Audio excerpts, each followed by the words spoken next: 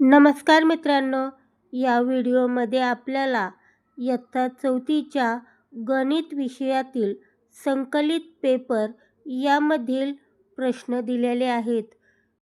याचा तुम्ही सराव करा. 100% हेच प्रश्न आहेत. पहिले 2 प्रश्न हे तोंडी आहेत, त्यामुळे प्रश्न 3 पासून या ठिकाणी मी दिलेले आहेत. सेमी इंग्रजीवाल्यांना पण हेच प्रश्न आहेत, फक्त ते इंग्रजीमधून दिलेले आहेत. हे मराठीतून आहेत. याचा तुम्हीही इंग्लिशमधून सराव करा.